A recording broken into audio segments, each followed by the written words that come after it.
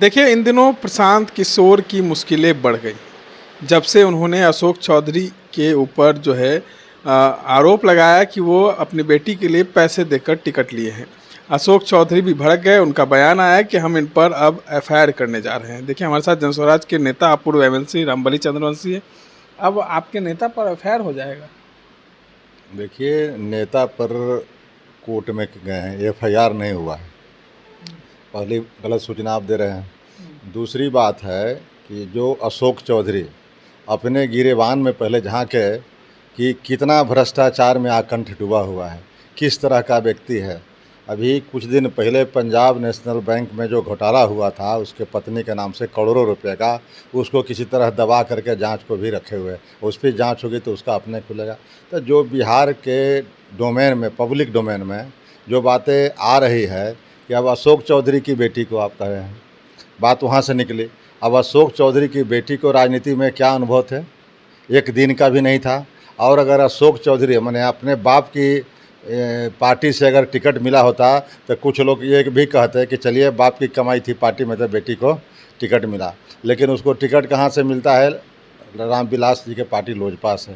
Lojpa party में वो प्राथमिक सदस्य भी नहीं थी। उसी दिन जिस दिन इसको टिकट मिला, यह जो प्रशांत किशोर आरोप लगा रहे हैं, वह आरोप हजारों लोगों ने बैठक करके बजाबता पेपर में बयान दे करके लगाया था कि सब टिकट बेच दिया ये चिराग पासवान जी ने, इसके नाम से उसके नाम से उसके नाम से। तो ये अशोक चौधरी कौन दूध के धुले हुए कि इस तरह से मुकदमा लड़ने चले हैं?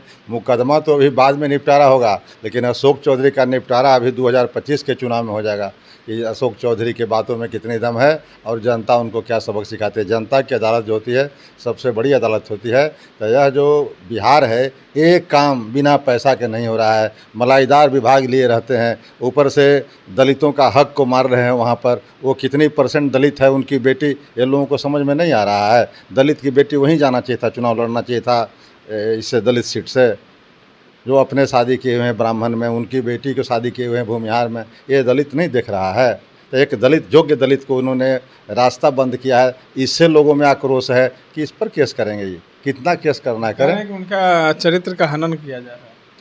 चरित्र हनन व्यक्तिगत, देखिए राजनीति में इसका कोई मतलब नहीं है। लेकिन एक बात जो प्रशांत जी ने कही, वह चरित्र हनन नहीं है। वह जो है बिहार के कुछ मंत्री और अधिकांश पदाधिकारी ये मुद्रा मोचन में, उगाही में लगे हुए, ये पूरा बिहार के लोग जानते हैं।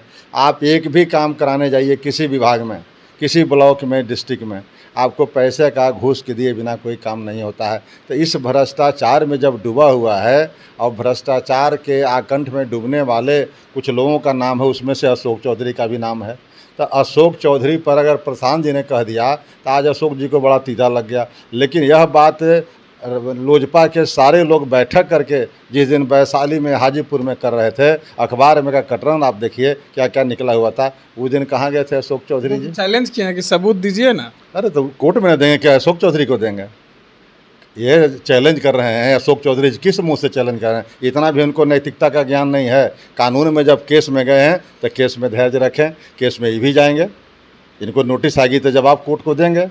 तो कोर्ट को जब जवाब देंगे तब पता चलेगा कि अशोक चौधरी जी कहाँ टिक रहे हैं और प्रशांत किशोर जी कहाँ टिक रहे हैं। प्रशांत किशोर जी के का वकील नहीं है, कि कानून का ज्ञान नहीं है। ये धमकी दे रहे हैं अशोक चौधरी जी।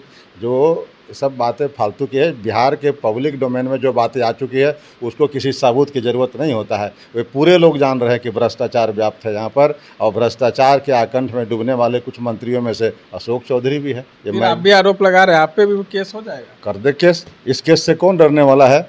ऐसा ऐसा हजारों केस बनता है, करें लोग, केस लड़ेंगे लोग।